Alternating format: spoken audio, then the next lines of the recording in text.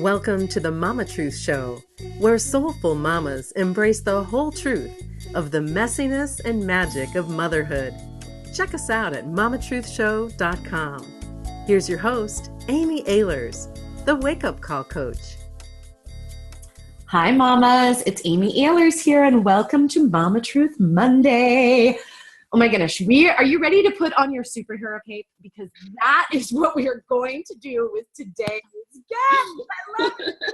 We have the fabulous Andrea Scher of superherolife.com. Check out our website. Honestly, I will say, Andrea, that your website, like when I was redoing my website, your website was one of the ones that I was like trying to model everything after. And then I realized the reason I loved it was because of all of your photography. And I was like, oh! I mean, I love it for so many things, but like, oh my gosh. I mean, you have to check it out, superherolife.com. Andrea, she is an artist. She's a photographer. She's a life coach. She's a mentor. She's a badass human being. And she's really redefining what it means to be a superhero. And so today on this Mama Truth Monday, we're going to dive into how to be a superhero as a mama when you're going through divorce, because that's what's up right now in Andrea's life. So thank you so much, darling, for being here. I know all of the mamas, whether you're a mom that's in a divorce, who has been divorced, thinking about getting divorced, like whatever stage that is, or you're supporting, I know that I am, so many people in my life that are going through that process. So strap on your cape and get ready, because this is going to be a wild ride with darling Andrea. So welcome, honey. Thank you. Thank you for having me. Like I told you, I'm such a Mama Truth fan. I've been like binging on every episode. They're so good. When you asked me, I was like, do I get to be on the show? Oh, hell yeah, you do. Are you kidding Awesome. me? I love it. I love it. Well, why don't you go ahead and just dive in and tell us a little bit about your journey, because I actually became friends with you and really entered your life. And then you've taken some pictures of me, took some pictures of Christine and I for our book launch, which are like the pictures that I use all the time because they're amazing. So tell us a little bit about your journey and what it's been like for you. Yeah. So if we're talking about the kind of the superhero theme. Yeah, I'd love that. Yeah. My very first business, my first creative business was a jewelry business, and I made superhero necklaces, and they were like chunky vintage glass and vintage lucite beads. And when I made them, I thought, a superhero would wear one of these. Like they looked a little bit like graphic novel-ish, and they were really bold and like visible. Like you couldn't like miss someone walking by with one of them. Yeah. And I thought, and they could be this sort of talisman for people to remind them of their kind of bravest, wisest self, like your superhero self. And so that became like the motto for the business: be your very own superhero, and all that kind of stuff. And so I've been working. It's funny. It's like I sort of reflect on it now, like, wow, I didn't realize I was building a whole brand around this concept. Right. And what did it mean to me then, and what does it mean to me now? Yeah. And yeah. So tell us what you mean by superhero, because I love your definition. And I have to say that I don't think I told you this when we recently saw each other, but it was so funny because I was thinking about you and I reached out and we were going to have lunch or what have you. And then I was reading the Brene Brown book, and all of a sudden you're like totally featured in it. And I was like, oh my God, this is so fun. I love it. Yeah. So, well, so this idea of like being your own superhero, I think started as like, you don't need someone to rescue you. You don't need permission from anybody, like to create the life that you want to have. So that's kind of the point. Yeah. You can listen to the wisest part of you. You can practice your courage and build those muscles in yourself and take yourself where you want to go. Love that. Yeah. I love that. Yeah. And then, but then it's interesting. There's this sort of shadow side to this superhero character. And I'm only really noticing it, I think, in the last several years, maybe, which is that like, when you're the superhero, you're rescuing people. Oh, right? That's good. Yeah. And actually my friend Juna, who's a relationship coach, she describes this thing called the drama triangle, which there's a whole sort of deeper psychological thing about that. Yeah. But especially when you're in conflict, you're on one part of the triangle. So you're either in villain, victim, or hero. And Wow. and none of them are particularly healthy. You're sort of, you're caught in the drama. And I realized that I go to hero because it makes me look good. Right. Right? I think I know there's a lot of mamas listening right now that are like raising their hand, being like, "That's where I go to. That's the one that looks the best to me. I don't want to be the villain. I don't want to be the victim. I look good." And sometimes victim, sometimes like all that, but often hero, because it makes me feel like my ego likes that. So, interesting. The reason that is very potent and important for me to notice is that the biggest mistake that I made in my marriage was not telling the truth and saying what I needed and saying what I wanted. And instead I was like, okay, it's up to me to create everything, to manifest everything. And I mean, I think that was one of the sort of fatal flaws of my relationship. So it's almost like when you put on that superhero cape inside your marriage, it actually was a shield for you to not tell the truth. Exactly. And so now, and my experience of you, because of course I really started to get to know you as you were really telling the truth. Yeah.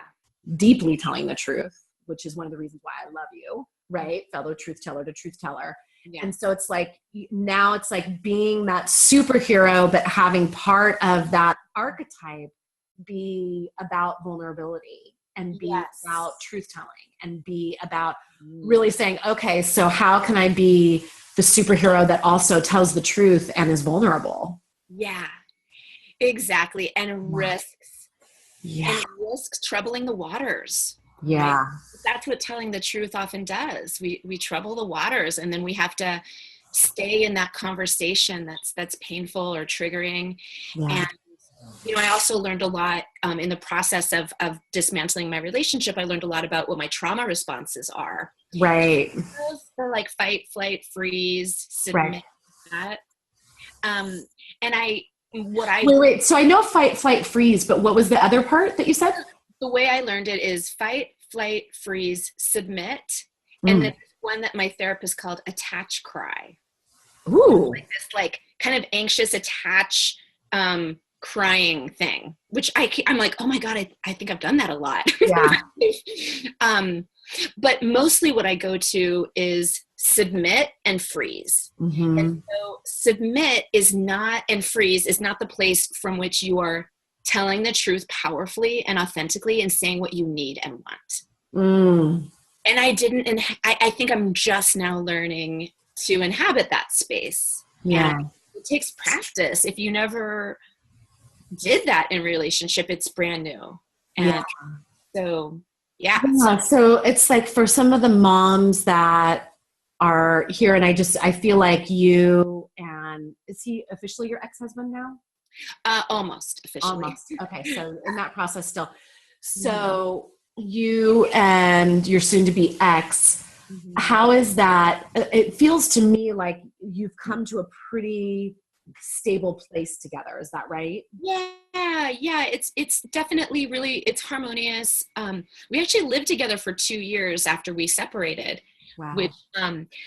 Which had its sort of like highs and lows, but was mostly really lovely because it gave us this really nice cooling off period where the hostility kind of simmered down, and we learned how to co-parent and be together in this new way, and it kind of gave our kids a sense of like, okay, they're still partners in a certain way, like we're still a family in a certain way, and that's not going to change. So but that that was not sustainable, and so I just moved a few months ago. Harmonious can be in this situation. I mean, I think I've heard from several of my friends that once you're not married, there's a way that you can actually love and appreciate each other in a new way and create a new kind of friendship. And that's what I'm really hoping for us. I love that. I will hold that vision for the two of you and for your children as well. And I feel like as I've watched different close friends of mine go on the divorce journey, there can be such a release valve that happens when the expectation isn't husband expectation anymore. Yeah, exactly. Yeah. I mean, he comes to me for relationship advice, and I'm like, okay, this is what you need to do. Wow, that's wild. That's great. Isn't that wonderful? And I'm like, people are like, do you feel jealous? And I'm like, no, not at all. So it's very sweet. There's a lot of sweetness there. Yeah, and there's a lot of love there. And I think when you're not feeling like you're fighting for your survival anymore, Yes, then you can befriend each other again. Yeah. Yeah, actually, John, our mutual friend, John Waddell, Dr. Yes. Waddell, the late great. Yeah. I talked to him at a particularly intense moment, right when the relationship was breaking up. And I was like, he hates me and he thinks this and he thinks that and blah, blah. And he's like, that's none of your business. That's so John. Yeah, like, that's none of your business. And I was like, it sure feels like my business. And he's like, it's actually none of your business. And I've really, I've gone back to that teaching and that lesson so many times. And, and anyway, I'm just remembering that, like I guess it reminds me that I need to make choices that are in alignment with my intuition, with my heart, what the life that I'm creating for myself and my kids. And there's a way that it's not my business how other people respond to it or if they like it or not. Right. And wow, is that a big... Yeah. I mean, it reminds me of that saying, what other people think of you is none of your business. Yeah. Right. And I think sometimes when it's the people that are closest to us and especially the father of your children and this person you had this marriage with, like it can feel like it's totally your business, but it's much more important for us to focus on what we think of us. Yeah, exactly. And being in integrity, like that's the superhero, right? Saying, I'm going to speak my truth even when it makes other people uncomfortable. I'm going to speak my truth even if you don't like my truth. Yeah, exactly. And we can do that in kind, compassionate ways. It doesn't mean that we're assholes. It just... Right? Because, I think for me, my truth wasn't even getting online. I would shut it down before it was even conscious. Yeah. Because I was afraid. That's so powerful. So, because I know, you and I are both coaches and mentors, and we've worked with people, and it's always interesting to me when I ask someone a question, their response, their knee jerk is, I don't know. I don't know. Like you said, like they're offline with their truth. They haven't tuned into it for so long. They think they don't have an opinion, or they think they don't know what their truth is. Right. But of course it's there. It's just buried underneath. So for you, like for yourself, and then also when you work with clients who are detached from their truth, how do you help them get that back online? Through your body, through the body. Right. So, okay. So I'll just tell you, so how I got in touch with my truth with a capital T in regard to my marriage was through somatic therapy. Yeah. So body-based, it was actually sex and intimacy coaching, body-based. And for people who have had trauma like myself, you tend to disassociate in intimacy, any kind of intimacy. It could be like staring in someone's eyes was like horrifically painful for me. I was like, stop looking at me, Really? Yeah. Yeah. And so it kind of started there. The therapy exercises were sort of began there. And so to slow that process down and see, okay, what do I do in intimacy and where do I go and how can I stay present? Was this incredibly huge journey. I worked with this person for about a year. And once I got my desire online, both my sexual desire online and then my truth online, like it sort of it followed right after. It was like getting into my body and getting connected to myself led to getting connected to my truth. Wow. And then, you know, the shit kind of hit the fan. Yeah. In a good way, in the best possible way. Yeah. Well, it's like that expression, an inconvenient truth. Yeah. Oh God. It was really like, really, are you kidding me? This is it? Yeah. Yeah. Yeah. So for the mamas listening that are like, they're hearing us talk right now, like I can feel some of the mamas out there right now that have a truth that is inconvenient, that have a truth that they're like barely even whispering to themselves. And maybe it's about their relationship, or maybe it's about something else. Yeah. What advice would you give them about that, about how to really go to that next level? Well, I would say do it in a really supported place. Yeah. I don't know that we can get there alone because it's too scary. Totally. So I couldn't have gotten there without the support of this therapist I worked with. Yeah. So it's like, if you have that happening, get help. You don't have to do it alone. And in fact, like you're saying, like, I don't even think we can do it alone. I think it takes a very unique type of person to do that sort of work alone. So whether it's parent coach, or going to a therapist, or going to the, you know, the crisis center that's near you, or whatever it is, walking into your child's school and talking with them there and getting resources there. There's so many resources that we have in this world to get help and to be able to have someone hold your hand as you discover your truth. Exactly. And some people, like myself, I need to listen to myself speak it to really know what's even in my heart. Yeah. Right. So I need to like hear myself standing to you as a coach or someone to say like, you know, what do you know right now? Like not your fear, but what do you know in your heart? And I'm like, oh, let me see. What do I know right now? Like, and I need that. I need the kind of back and forth to get in touch.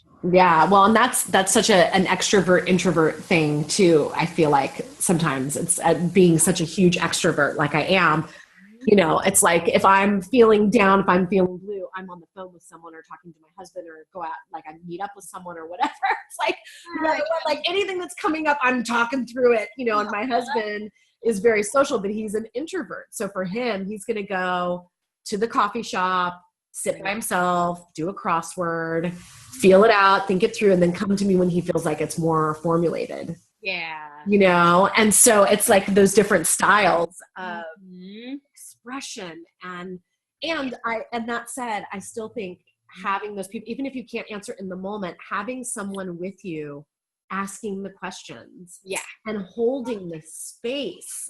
That's a thing at the Mama Truth Circle we're always talking about when we get on these interactive calls that we have and we break out into these small groups, and I'm leading people through exercises, but then they're going into the room and they're doing it with each other.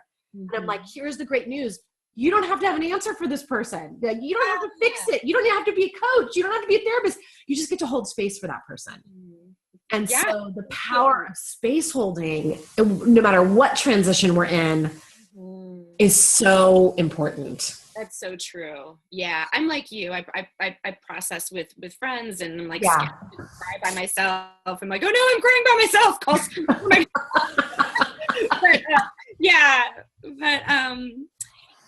And I think, you know,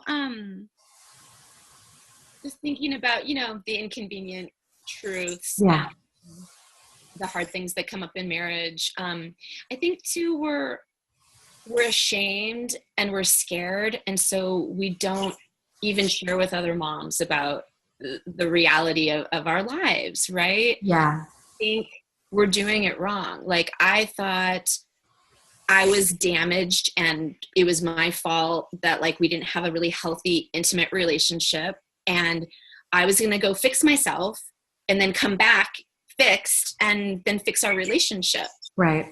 And I think that's kind of a typical storyline for a lot of women. Totally. And so I went to get fixed and I realized that there was nothing really wrong with me, you know, in the first place. But I did have a real transformation, and the transformation actually ended up being about self-love. Yes. which that was like a big surprise out of the cake. Self-love, and then I think the most self-loving choice I made was to step out of my marriage, even though it was so painful, even though everyone hated me for a long time.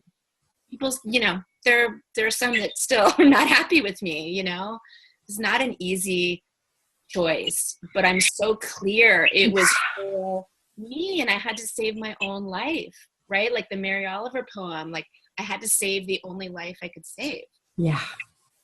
Yeah, I love that. I remember when you and I were first talking, I remember very distinctly you saying to me, I feel like some people believe that once you're in a marriage, and especially when you're in a marriage and you have children, even if things are really effed up, it's like you made your bed, now you have to lie in it for the rest of your life. Oh yeah, we were totally living that way.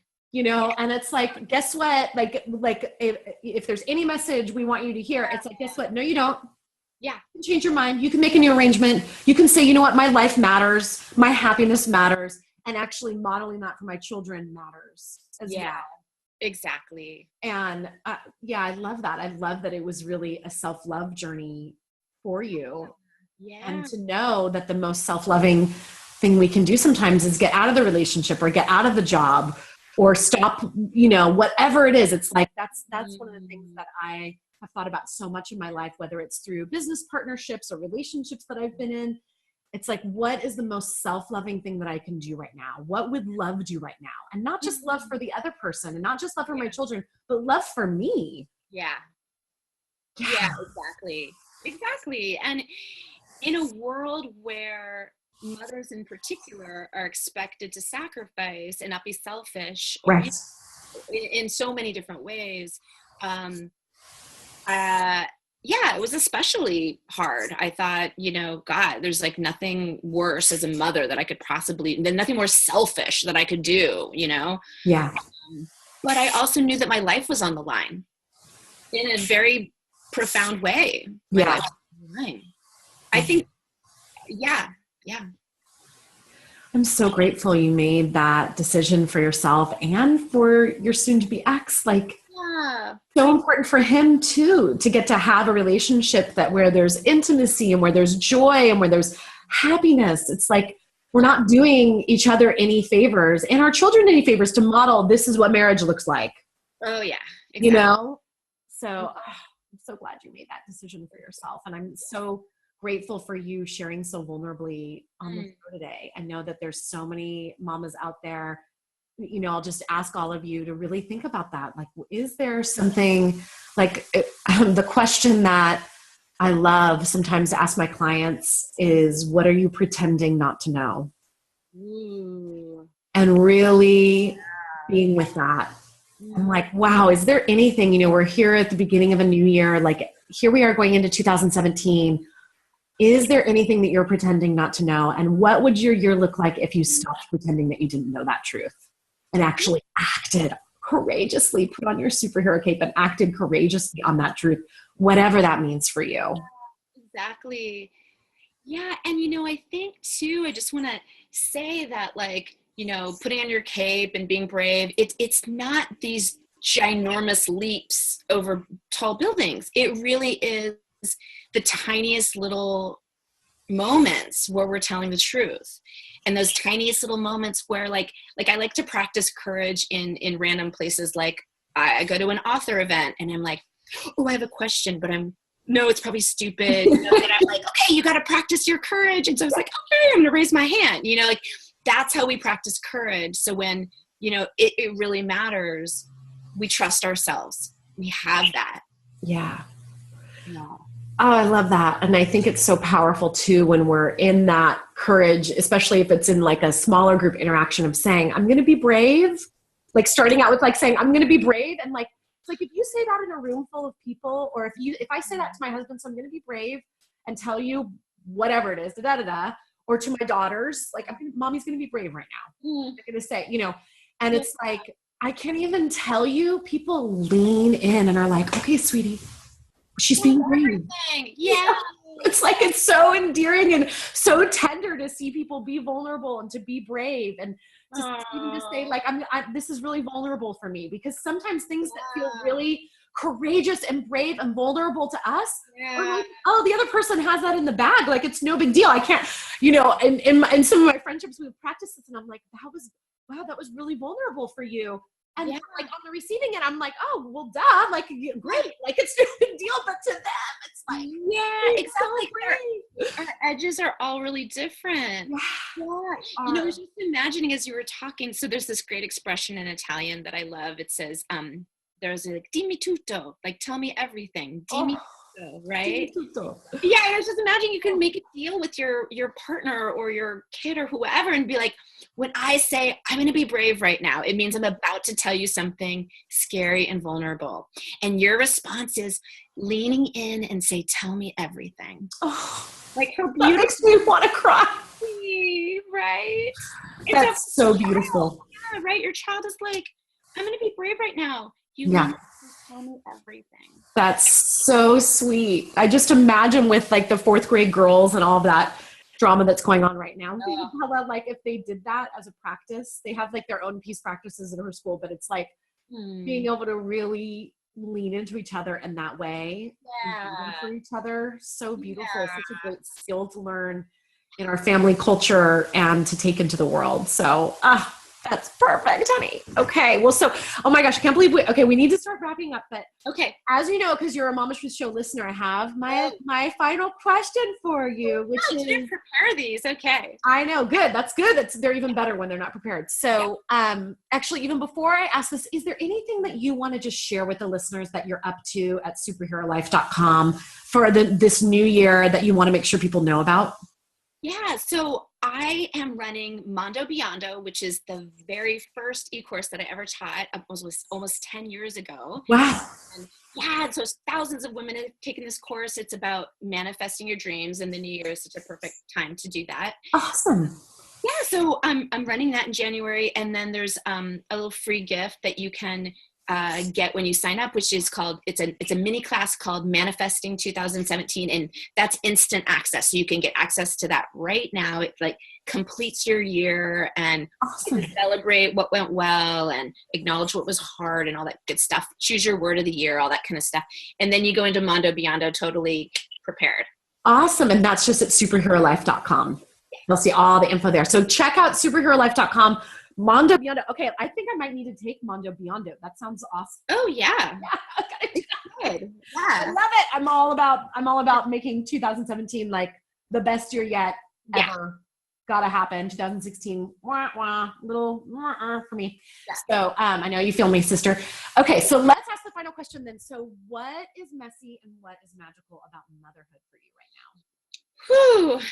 Okay, messy. Transitioning into living in 2 houses is messy and it's hard. And I thought, it's been 2 years since our lives turned upside down, but it's a whole new deal.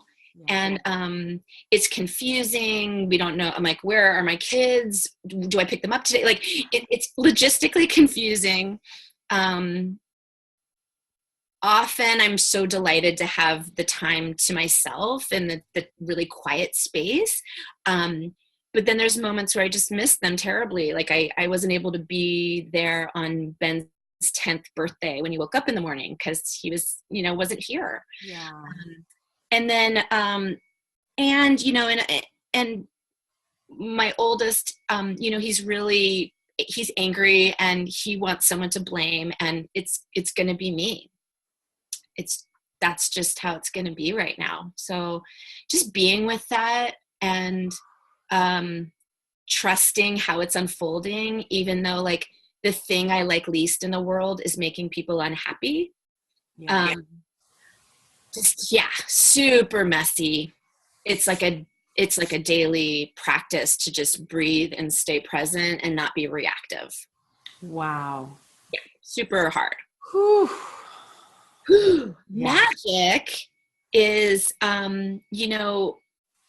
I'll mention Nico because there's just this very specific slice of time. It's like 15 minutes from 9 a.m. to 9:15 when I drop him off in his kindergarten class, and the parents get to come in and read for 15 minutes to the kids. It's just like the yummiest, sweetest little, he's like, now I get how special it is that he wants me in his class, and he's excited to have me there because that's like a thing of the past for the older one now. And it's just like delicious. And so, yeah, delicious. Beautiful. Yeah. Thank you, darling. Thank you so much for being here on the show. We love you. Thank you for having me. All right. With that, mamas, it's Amy signing off here. Keep embracing the messiness and the magic of motherhood. Until next week. Bye-bye. Thanks for listening, mamas. Did you know that Amy has a new ebook out? It's called Sacred Self-Care for Moms, 7 Steps to Nurturing Yourself so you can be the mom you were born to be. And you can receive your free copy by going to sacredselfcarebook.com. That's sacredselfcarebook.com. And please don't keep the Mama Truth Show a secret. The biggest compliment you can give is to share the Mama Truth Show with your loved ones and write a review on iTunes. Until next time, keep embracing the messiness and the magic of motherhood.